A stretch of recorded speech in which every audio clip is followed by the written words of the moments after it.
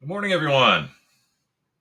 Welcome to Breakfast with Gatorchatter, week whatever it is, 6, Sunday morning, 9 o'clock, live. My name is Aaron. Um, Unfortunately, we're coming off another lousy week. Not really to anyone's surprise. Um, we beat Texas, of course. Everybody knows that, but that was a home game. And coming into the game this week, everyone knew Billy's record in road games, which I believe was 5-15, coming to this week, and I think even the 5 wins were against lousy teams. Has Billy ever beaten a decent team on the road? Maybe, but I don't remember by now. So expectations weren't that high, despite beating Texas um, last week. And when the game was kicked off, uh, Florida gets the ball and they've got their scripted plays and just whoosh, might have been the probably was the best drive of the season. Um, scored scored a touchdown in I don't know 3 or 4 minutes, 3 minutes, and wow, it looked easy. So I don't know if the play calling was just that great or A&M looked unprepared there, and that might have been just it. But who knew? You couldn't have started a game any better than what we saw. But of course, Texas A&M gets the ball back and goes 80 yards in 2 plays. And at that point, you start wondering, is this defense who'd been playing well? Defense have been playing well all year. Has this defense really been tested by a decent offense? And Texas A&M has a top 25 offense, and so you start to think, uh, what are we getting into now? And of course, after that first drive, things slowly but surely started to go downhill, and as the minutes ticked off, as Gator fans, we all knew where this one was going. And so, as I was watching the game, it was hard to stay interested. I could tell. You can always tell with a Billy Napier team after the first quarter, so whether or not they're going to win, and no matter how close he may keep it. And then the game stayed, within a one score for at least 3 quarters of the game, but there wasn't a moment where I thought Florida was going to win, and that largely comes down to our offense and Billy's play calling, which after that first drive was an abomination. Florida did score 14 points that first quarter, and only had 3 the rest of the way. And we had another debacle at the end of the first half where we had some time to get some points, and the clock management was a disaster. And this just happens over and over and over again. And you just shake your head because the man has no idea. The man has no idea what urgency is. He has no idea how to control the clock. He has no idea how to use timeouts. He has absolutely no idea. This has been going on year after year um, after year. A&M seemed to focus on stopping the run, which was, I think, a good plan. Um, Lagway made a play here or two, but as things started to go on, he wasn't planning off his feet as usual. Whether or not he won't or he can't because he's hurt, I don't know. It doesn't really matter. But the passes started sailing on him, majestically. Lagway would let one loose, and it would just 10, 15, 20 yards over the receiver's head, into the crowd. And I don't know if the Texas A&M people warned the crowd, the people in the first few rows, that it was going to be dangerous for them. But I think Lagway put at least 2 people in the hospital with his throws. And I think A&M kind of let off the gas a little because I think they knew that Florida wasn't going to be scoring anymore. And so while the defense looked better in the second half, I don't know how much better they really looked. There's always been a theory that if the opposition knows that you're struggling on offense, they're not keeping their feet on the gas, and it makes your defensive statistics look better than really maybe your defense is. Let's see. Looking at some stats here, Florida 1 for 10 on third down. And of course, third down is by far Billy's weakest down, and that's really saying something. You just shake your head. I mean, you could yell at the TV a little, but it gets old. We need 5 yards. He's going to throw 2. We're behind the line of scrimmage. Or we need 5 yards and he'll throw a 50-yard bomb, nowhere near the receiver. We've got a nice group of receivers, and I have no idea why it seems so hard. This game was Groundhog Day. We clearly have talent on both sides of the ball, yet it's so obvious we're completely hamstrung by bad coaching. Everyone knows it at this point.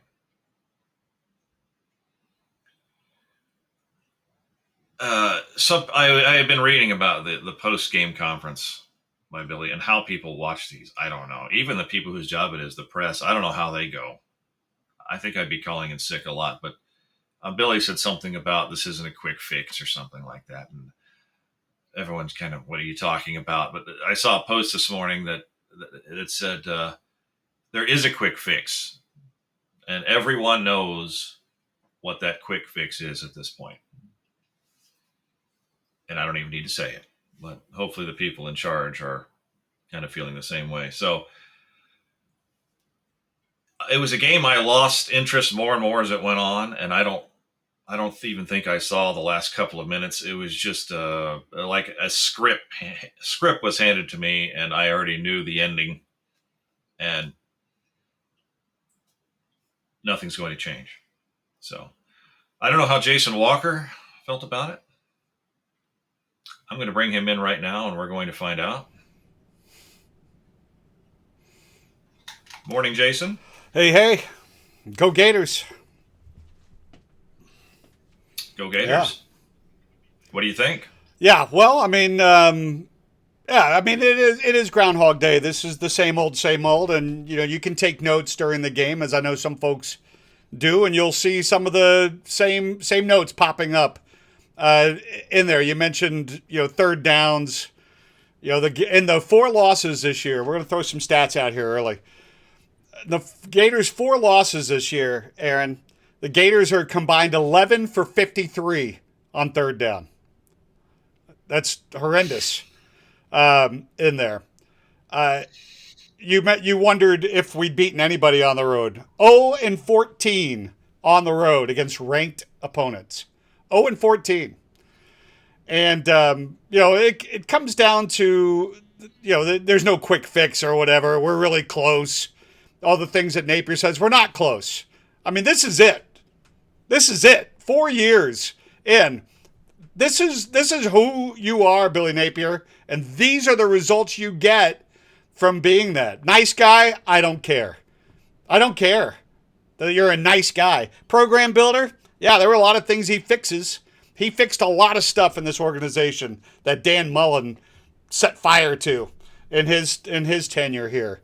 Recruiting and parking and a lot of stuff. He's built a culture. Unfortunately, that culture also includes his narcissistic, selfish, offensive play calling. It's terrible. His game plan is that Will Muschamp, keep it close, 1-score game.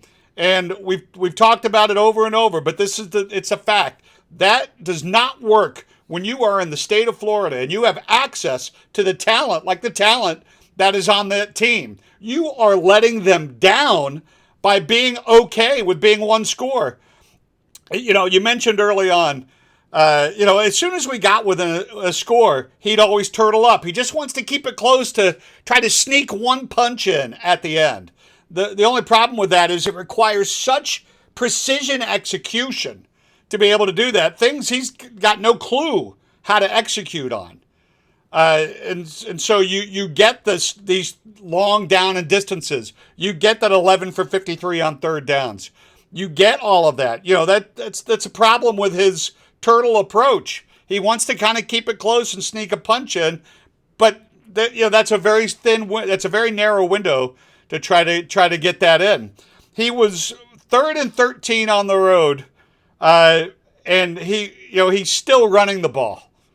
We're gonna do this against the 5th ranked team at their place when you've never beaten a ranked team on the road.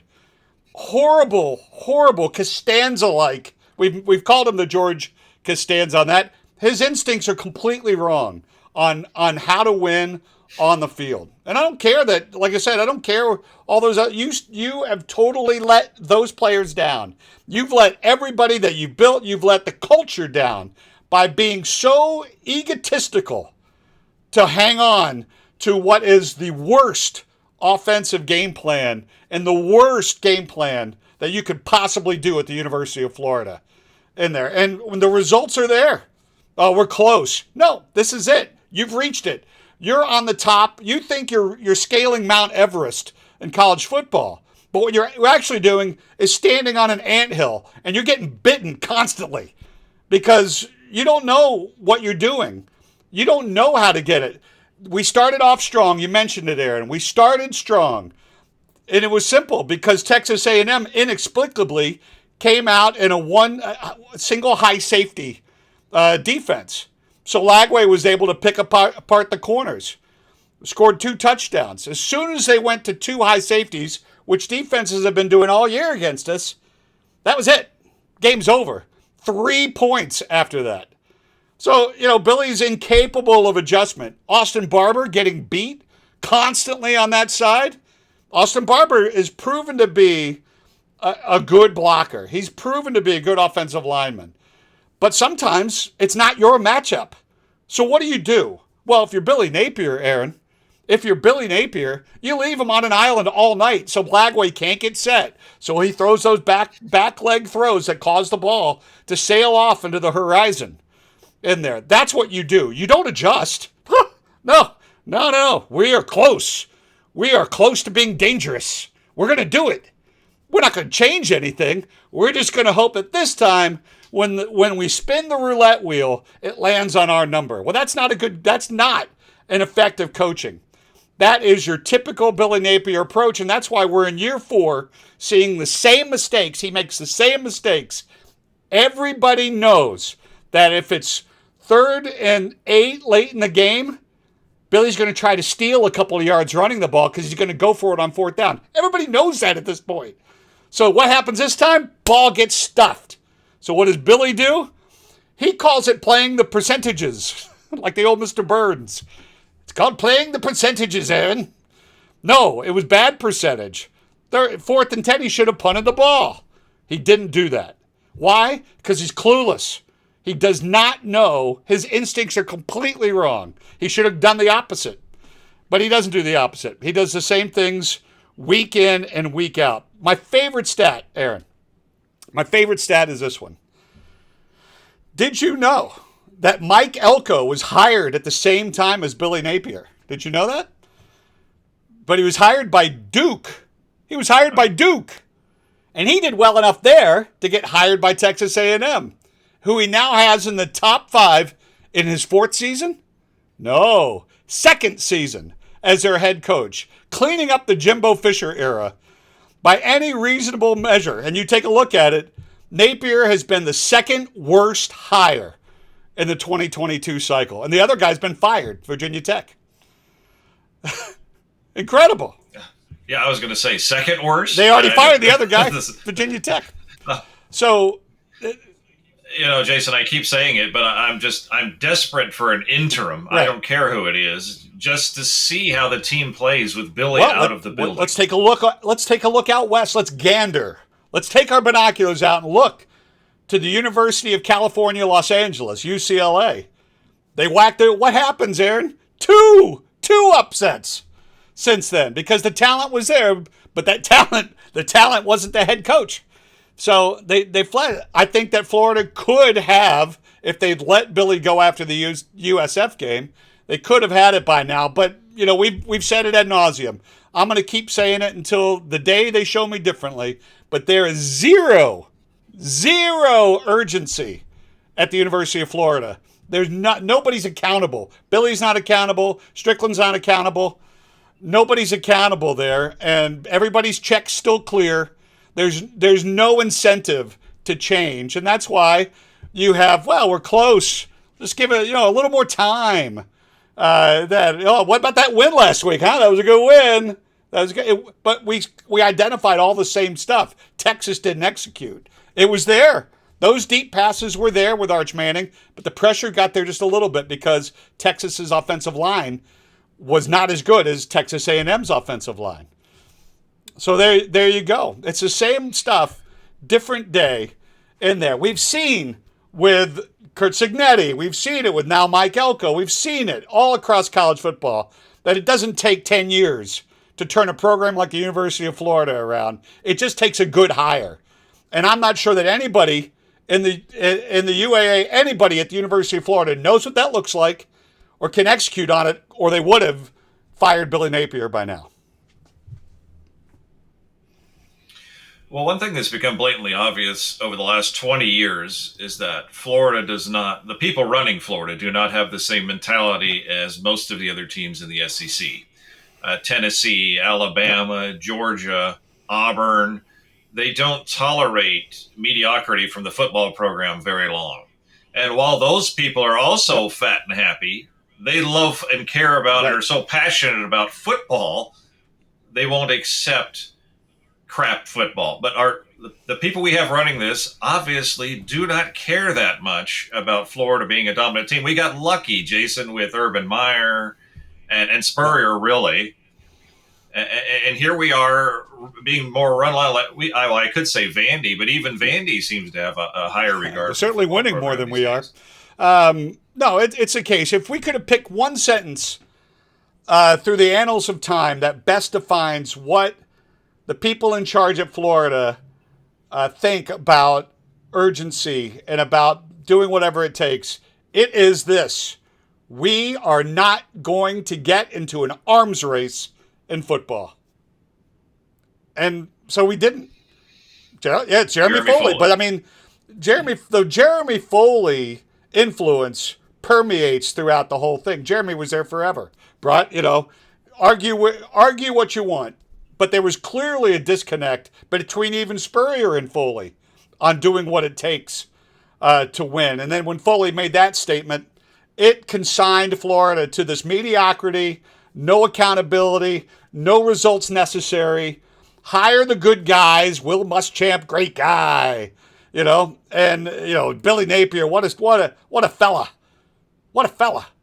But what they're not are good head football coaches that win, and they are absolutely the wrong kind of coach for the talent available in the state of Florida. One-score games are not what we should be aspiring to at Florida. We have the talent, and Spurrier proved it. Meyer proved it.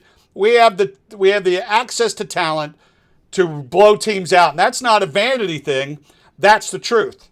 That's the truth of the talent you have available. You are purposefully lowering your ceiling by turtling your offensive approach, and much less not being able to adjust and execute in that. And that's, Muschamp was at least somewhat better at doing that than Billy Napier. At least Muschamp didn't claim to be an offensive genius. At least he was good at his side of the football. Billy Napier is not.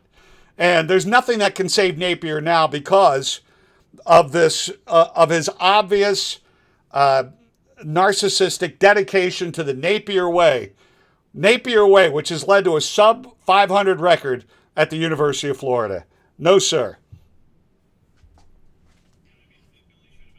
Yeah, I mean, Billy should have been let go last year.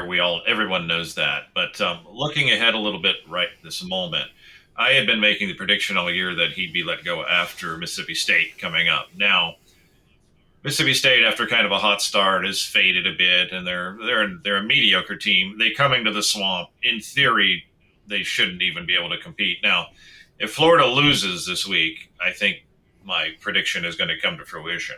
However, if they win, and they should win, of course, is we going to drag this out another few games, wait till the end of the season or whatever? Strickland has proven he's not going to take action until he's forced to take action. Mullen forced his hand. He was so embarrassing, and they didn't care. So obviously brazen about his insubordination toward the program that Strickland had to take action. Jim McElwain, the death threats, that's what forced him out, not his record. So has Billy Napier shown anything like that? If you wanted him gone, if that was your intent, if you were like, I'm you get rid of him today because that game looms and you could get a nice win at home against a lesser opponent with an interim coach and build into the bye week. Scott Strickland, I didn't see any pictures in the locker room this time of Strickland grinning behind Illy Neighbor. I didn't see that this week. You did? Oh no, He's gone. He had a he had gone. planning a Christmas party somewhere. He's getting the streamers ready, going for that. So no, I don't think that anything. I think we're going to see them win next week, go to 3-4. Say and have Billy go, there's my team. Those are my guys. Maybe the staff will come out and tweet Billy and the boys, one more time in there. But Well, we have seen coaches fired after wins before. It has happened. We should, just because we win doesn't mean we shouldn't fire him. Right. But that's certainly not Strickland's mentality. He would clutch his pearls at the idea. He'd go all Greta Thunberg on us and say, "How dare you?"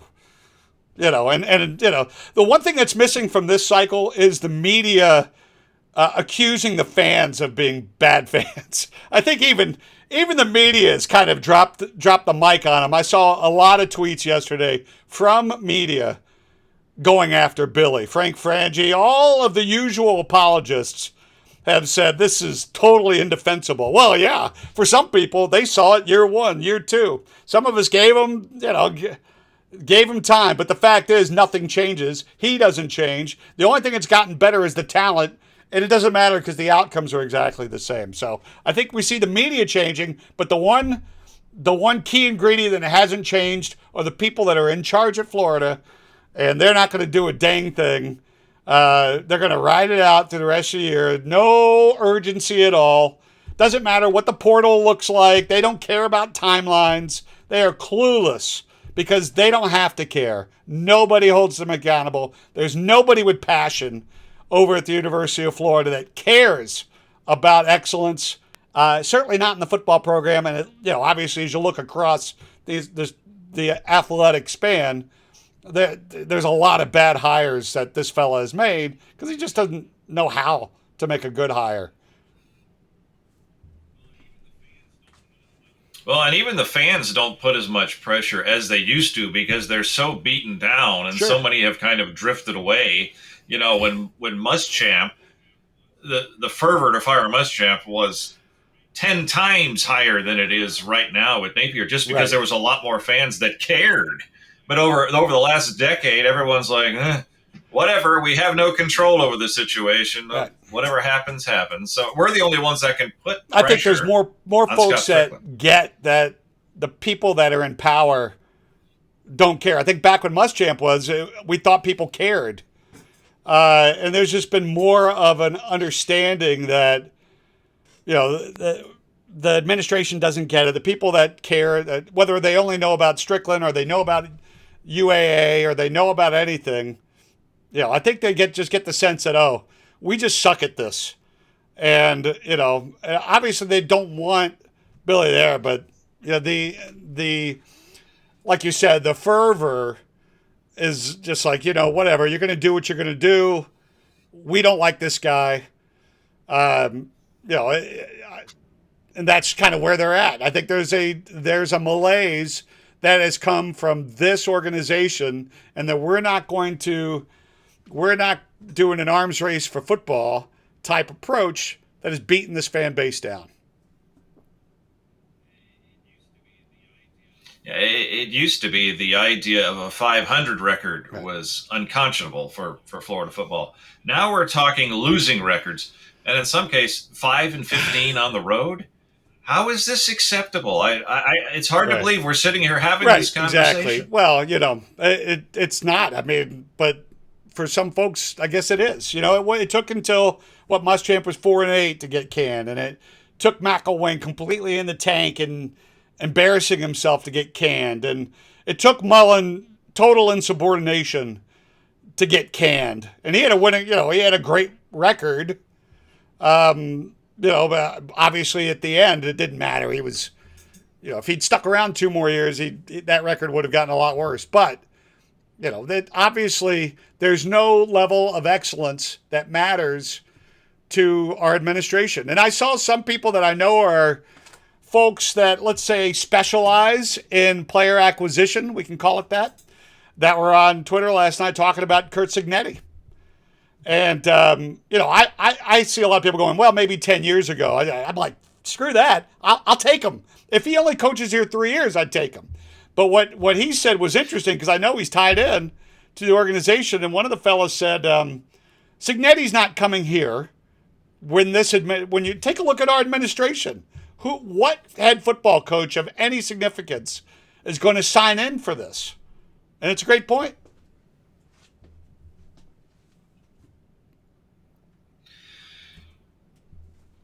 Yeah, we've seen such terrible coaching over the last 15 years that I see coaches like Signetti who have a winning mentality and it permeates through the entire organization immediately. Right. I want to see that again so desperately. And when we fire Billy, we're all afraid Right. they're going to grab another guy who just does not Right. have that Strickland making mentality. another hire. Strickland making another hire, Aaron, It's a is lousy like, situation. doing another backwards pass on 3rd and 13. And that's kind of how I feel about it. I'm not. I would love that we could get lucky like we did with Todd Golden, and find somebody that can overcome, the organization and the administration. Tougher to do in football, though. Tougher to do at that level. But I just feel like Strickland making another hire and this organization, bringing somebody else in is just another backwards pass on 3rd and long. But I'd rather see that.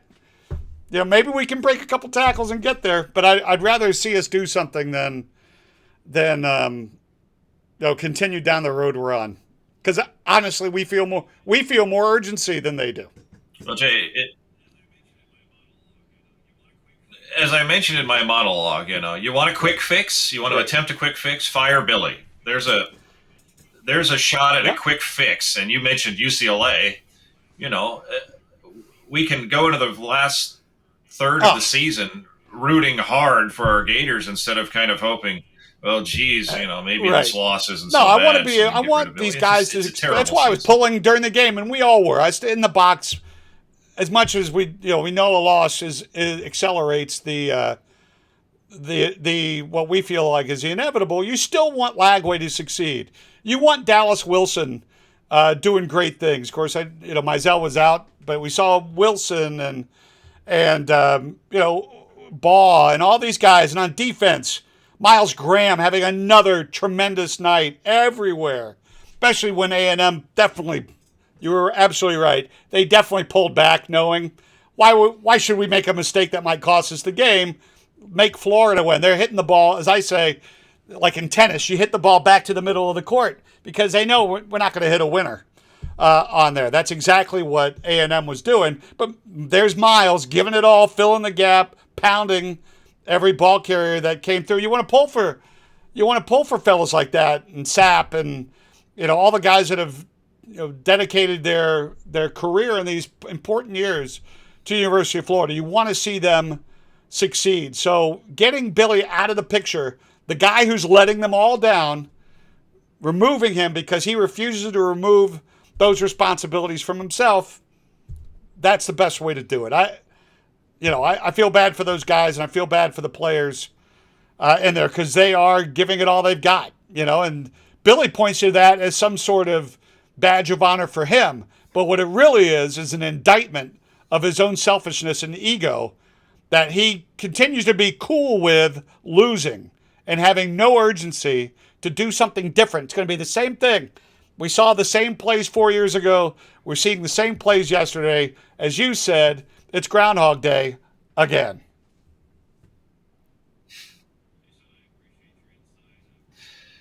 Jason, I appreciate your insight.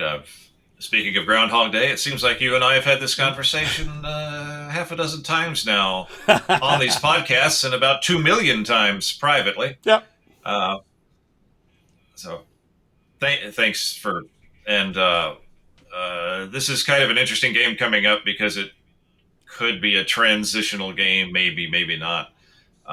So we'll see what we have to talk about next Sunday morning. It could be interesting, but thank you Go very much, Gators. sir, and have a good week.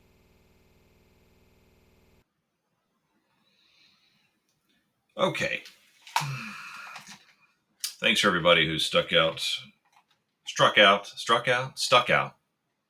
with me during this week, during kind of a disinterested game, terrible game. Anyway, if you like this podcast, you can encourage me to maybe make some more when we have better times. Go ahead and like, subscribe, all that good stuff. And maybe we can keep these going. So thanks, everybody. Have a great week. Hopefully, we're one day closer to the end of this nightmare, and there's better times ahead. Go Gators.